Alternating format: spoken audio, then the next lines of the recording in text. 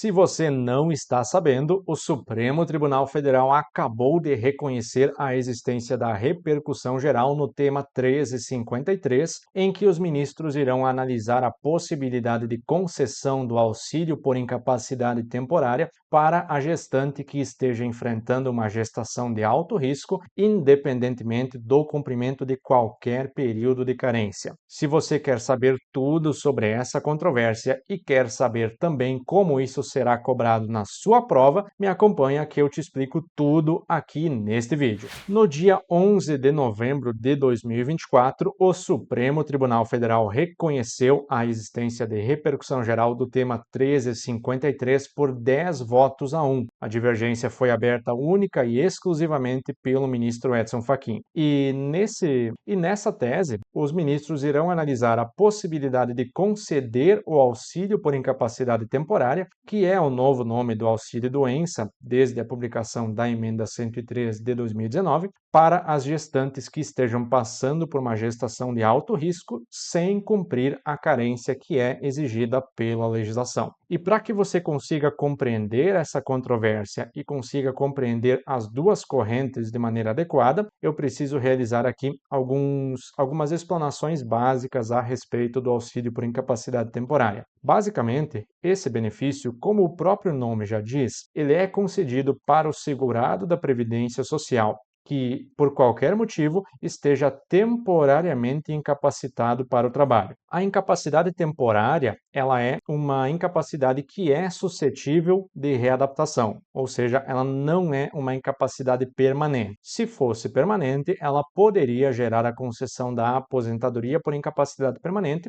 que é o novo nome da aposentadoria por invalidez. Mas nesse caso, como há uma perspectiva de que o segurado se recupere, ele irá receber o auxílio por incapacidade temporária enquanto permanecer afastado e posteriormente irá retornar para suas atividades laborais. O clássico exemplo aqui é o segurado que é acometido por uma doença, como por exemplo, nos tempos atuais, o coronavírus. E o segurado acometido por essa doença e tendo uma incapacidade decorrente dela, poderá receber o seu auxílio por incapacidade temporária enquanto perdurar essa situação de incapacidade e posteriormente irá retornar ao seu trabalho. Como regra geral, a Lei 8.213 estabelece que o auxílio por incapacidade temporária somente pode ser concedido para o segurado que cumprir um período mínimo de 12 meses de carência. Portanto, isso significa que, na prática, se o segurado adquirir uma incapacidade temporária no seu primeiro mês de trabalho, por exemplo, ele não poderá fazer jus a esse benefício porque ainda não terá cumprido o período de 12 meses de carência.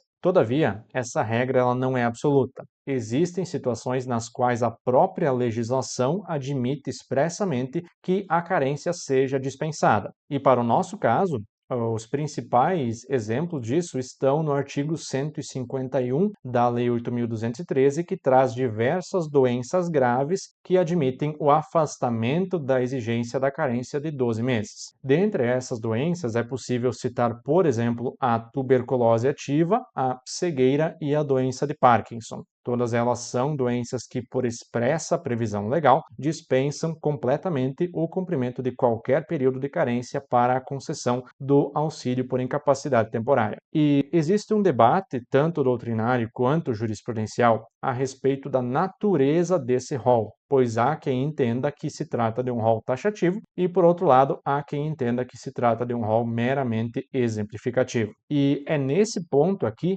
que surge a controvérsia que será examinada pelo Supremo Tribunal Federal no tema 1353. Porque a tese da fazenda pública, a tese fazendária, afirma que o rol do artigo 151 ele é totalmente taxativo e, portanto, não admite qualquer tipo de interpretação extensiva. Assim, qualquer doença que não esteja expressamente inserida naquele rol não poderá dispensar o cumprimento do período de 12 meses de carência que permanece sendo seguindo a regra. Os defensores dessa tese, eles se fundamentam basicamente no tema 250 do STJ, em que a Corte já afirmou a natureza taxativa do rol de doenças graves que admitem a concessão da isenção do imposto de renda, e também no tema 524 do STF, que também afirmou a natureza taxativa do rol de doenças aptas a gerar a aposentadoria por incapacidade permanente com proventos integrais para o servidor público. Esses dois entendimentos jurisprudenciais tratam de questões relativamente semelhantes àquela que será abordada no tema 1353 e por isso a Fazenda Pública afirma que, com base nos entendimentos jurisprudenciais que consideram taxativos o rol de doenças que admitem a isenção do imposto de renda e a aposentadoria com proventos integrais para o servidor público, também deve ser considerado taxativo o rol do artigo 151, que traz a lista de doenças que admitem a dispensa de carência para a concessão do auxílio por incapacidade temporária. E, além disso, um outro argumento muito interessante da Fazenda Pública também ele reside no princípio da prévia fonte de custeio, ou também chamado de princípio da contrapartida. Basicamente, o princípio da prévia fonte de custeio prevê que, no âmbito da Previdência Social, nenhum benefício pode ser criado ou estendido, ou seja, criado ou alargado, sem a indicação da prévia fonte de custeio total. E nesse caso, no tema 1353, se o Supremo Tribunal Federal afirmasse que o rol do artigo 151 é exemplificativo, ele estaria ampliando pela via judicial as hipóteses de concessão do auxílio por incapacidade temporária, pois o benefício estaria sendo alargado para um número maior de segurados e, como não haveria a indicação da prévia fonte de custeio correspondente a essas despesas adicionais, estaria sendo violado, então, o princípio da prévia fonte de custeio, ou também chamado de princípio da contrapartida. Por outro lado, também é possível destacar que existe uma tese bastante forte favorável aos segurados, que inclusive foi adotada pela Turma Nacional de Uniformização no seu tema 220. De acordo com esse entendimento adotado pela TNU, o rol legislativo de doenças graves, previsto no artigo 151 da Lei 8.213, ele é meramente exemplificativo, porque em muitos casos sequer a medicina é capaz de elencar em um único rol todas as doenças graves existentes. E se nem mesmo a medicina é capaz de realizar essa lista, muito menos o legislador poderia fazê-lo, tendo em vista que o legislador não tem conhecimentos técnicos dessa área. E, além disso, um outro argumento bastante interessante a favor dos segurados reside no fato de que a Constituição Federal ela protege expressamente a maternidade, a infância e, inclusive, a gestação, especialmente em âmbito previdenciário, como se pode extrair da redação do artigo 201, inciso 2 da Constituição Federal. Então, de acordo com a TNU, de acordo com a tese firmada no tema 220, o rol do artigo 151 da Lei 8.213 deve ser lido de maneira meramente exemplificativa. E um exemplo clássico, uma aplicação clássica da natureza exemplificativa desse rol estaria justamente na gravidez de alto risco. De acordo com a TNU, se houver a recomendação médica de afastamento do trabalho da gestante por mais de 15 dias consecutivos, estaria, portanto, autorizada a dispensa da carência para a concessão do auxílio por incapacidade temporária. Vale ressaltar, inclusive, que o auxílio por incapacidade temporária exige, para sua concessão, que a incapacidade do segurado perdure por mais de 15 dias.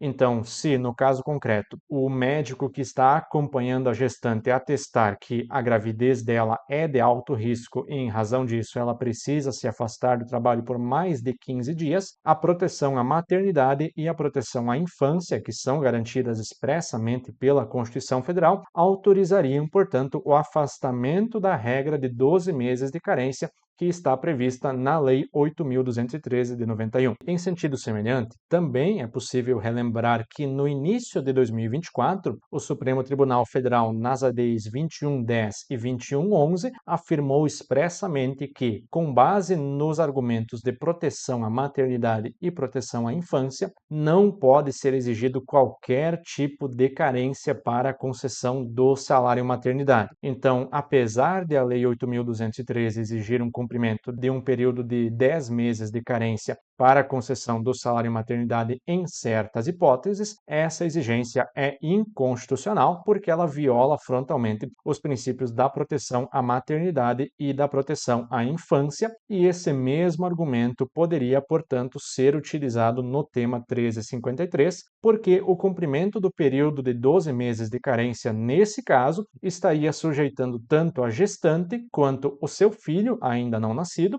a um risco mais elevado. Então, essas duas teses, tanto a tese fazendária quanto a tese dos segurados, estão em conflito direto no tema 1353, que terá o seu mérito julgado pelo Supremo Tribunal Federal ao longo dos próximos meses. Com isso, você já tem todos os argumentos para enfrentar qualquer tipo de questão discursiva ou qualquer tipo de questão oral que aborde o tema aqui citado. Se você gostou desse tipo de conteúdo, saiba que os nossos alunos têm acesso a tudo isso e muito mais, inclusive em materiais escritos, aqui dentro do Estratégia Carreira Jurídica. Então, se você quer encurtar o seu tempo de aprovação, clique nos links que estão na descrição do vídeo e venha estudar com a gente.